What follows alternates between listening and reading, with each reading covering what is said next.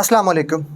आज की वीडियो का थंबनेल जैसे कि आपने देखा होगा, आज का जो हमारा थंबनेल था वो था कि आपको मॉक इंटरव्यू क्यों देने चाहिए, क्यों मॉक इंटरव्यूज़ आप लोगों के लिए लाजमी है कि आप मॉक इंटरव्यू दें और वो आपके अंदर क्या चेंजेस ला सकता है और आप किस तरह अपने आप को मॉडर्नाइज़ कर सकते हैं फॉर इंटरव्यू के लिए। आप अपने जो आपकी कमियां को कैसे दूर कर सकते हैं और आप अपना एक रिफाइंड पर्सनालिटी लेकर इंटरव्यू में जाएंगे और आप जॉब ले सकते हैं। जैसा कि आप जानते हैं कि हमारा अभी जो हमने पूरा केनाल पटवारी की जो एक सीरीज़ की है, हमने आपको रिटन टेस्ट के बाद से लेकर टाइपिंग टेस्ट, फिर आगे interviews, results update and each and everything we should provide you on each and every second.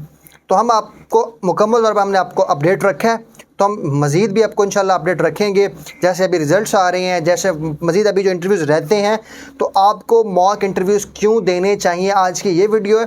अब देखिए, मॉक इंटरव्यू अगर आप चाहे किसी को मर्ज़ी दे लें, चाहे मुझे दें, किसी और बंदे को दें, जिसको मर्ज़ी, लेकिन जिसको नॉलेज हो, जिसको प्रॉपर पता हो कि जॉब नेचर क्या है, जॉब कैसी है, जिसको पीपीएससी का आइडिया हो, जिसने कम से कम पीपीएससी के इंटरव्यूज़ दिए हों, जिसको पीपीएससी का मुकम्मल नो हाउ हो, तो आपको मॉक इंटरव्यूज़ लाजमी तौर पर देने चाहिए। मॉक इंटरव्यूज़ देने के फ़ायदे क्या हैं, मॉक इंटरव्यू आपको किस तरह बेहतर कर सकता है, वो इंशाल्लाह हम इस वीडियो में देखते हैं। अगर आप चैनल पर पहली दफ़ा हैं, चैनल को सब्सक्राइब कर लें, बेल आइकन दबा लें ताकि जितनी भी वीडियोज़ हैं वो आप तक पहुँच सके।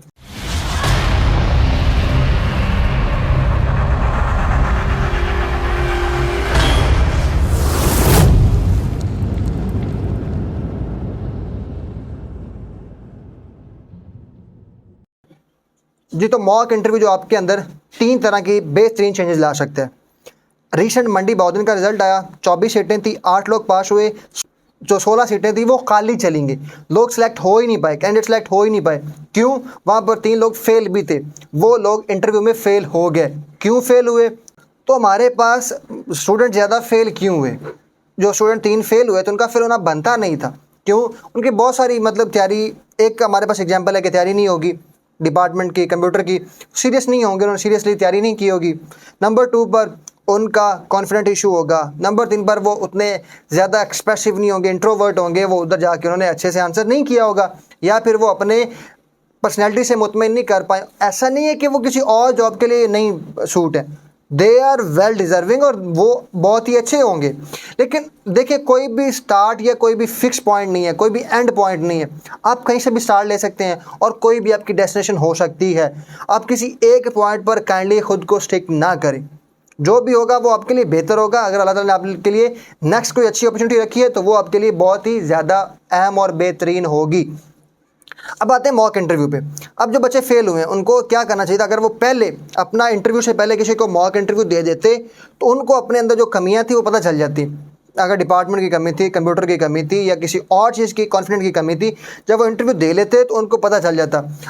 अभी रिसेंटली मैंने काफ़ी सारे इंटरव्यूज़ किए, मॉक इंटरव्यूज़ लिए बच्चों के, तो मुझे जो बच्चों के अंदर कमियां नज़र आती थी डिपार्टमेंट क्वेश्चंस के हवाले से, कंप्यूटर क्वेश्चंस के हवाले से, या फिर कॉन्फिडेंस के हवाले से, ड्रेसिंग के हवाले से, क्वेश्चन समझने का अंदाज, आंसर देने का अंदाज, और वो किस तरह आई कांटेक्ट रखना है, ड्रेसिंग सेंस क्या है, बैठना कैसे है, ये सारी चीज़ें मैं उनको गाइड करता हूँ। और उनसे जब क्वेश्चन पूछता हूँ, उनसे मैं सारे क्वेश्चंस करता हूँ, तो मुझे आइडिया हो जाता है कि बच्चा जो कैंडिडेट है उसकी तैयारी किस हद तक है, वो किस हद तक नरिश्ड है, किस हद तक वो रिफाइंड है, और उसको किस हद तक और तैयारी करनी चाहिए।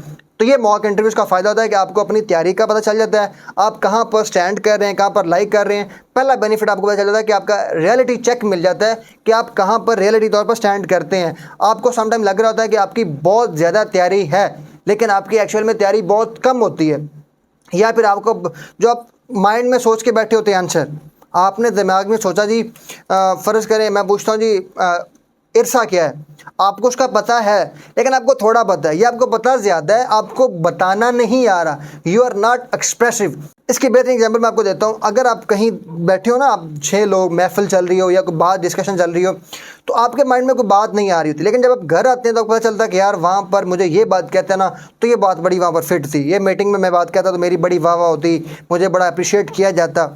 सेम ऐसे ही होता है जब आप इंटरव्यू में आपको कोई बात कहनी चाहिए लेकिन आप कह नहीं पाते, आप घर आकर सोचते हैं यार ये मैं आंसर काश ऐसे करता तो मेरा ज़्यादा इंटरव्यू अच्छा होता। तो यही मैं आपको मॉक इंटरव्यू में आपको ज़्यादा रिफाइंड करूँगा। आपको पता, अगर मैं कोई क्वेश्चन आपसे पूछूंगा, आप उसका जब आंसर देंगे, आप आंसर सही दे रहे हैं, किस हद तक सही दे रहे हैं, या फिर ख़राब दे रहे हैं, ये मैं आपको बताऊंगा कि आप इसका अगर आंसर ऐसे करते तो आपकी तैयारी अच्छी हो जाती। जैसे आज मैंने एक मॉक इंटरव्यू लिया, सुबह 10 बजे मॉक इंटरव्यू था हमारा, एक कैंडिडेट का था। उससे मैंने पूछा कि आपका मतलब फेवरेट पॉलिटिकल लीडर कौन सा है? उन्होंने कहा जी Imran Khan. That's good, political leader होना कोई बुरी बात नहीं है, लेकिन मैंने कहा आपको नवाज शरीफ क्यों नहीं पसंद है? तो उन्होंने नवाज शरीफ के पसंद ना होने की वजह बताई, इमरान खान पसंद की उसकी वजह बताई। अब पॉलिटिकल एक गवर्नमेंट मुलाजिम को पॉलिटिकल होना ही नहीं चाहिए। पॉलिटिकल अगर वो है तो वो अपनी ज़ात में रहे, लेकिन वो एक्सप्रेसिव नहीं होता उसको। मतलब मैंने उनको फिर ये समझाया कि आपको एक न्यूट्रल पर्सपेक्टिव देना चाहिए, न्यूट्रल ओपिनियन देना चाहिए कि आप इस तरह बताएं कि सर मेरे लिए सब पॉलिटिकल लीडर अच्छे हैं, क्योंकि वो बॉटनी के थे कि मैं बॉटनी का स्टूडेंट हूँ, मैं साइंस का स्टूडेंट हूँ, मेरे लिए सब लीडर अच्छे हैं। हाँ अलबत्ता जो पाकिस्तान के लिए अच्छा काम करेगा वो ज़्यादा अच्छा होगा। तो इंसान है, हर बंदे से मिस्टेक्स होती हैं, लेकिन वो उसको बेहतर करने की कोशिश करता है। सारे पॉलिटिकल लीडर अच्छे हैं। तो इस तरह मैं आपको फिर एक गाइडेंस देता हूँ कि किस तरह का आंसर आपने देना है। दो बात ये, पहला नॉलेज चेक, दूसरा आंसर किस हद तक आप एक्सप्रेस कर पाते हैं, किस हद तक आपको रिफाइंड करना है कि आप जो आंसर दे रहे हैं किस वे में दे रहे हैं और आपको आंसर किस तरह देना चाहिए।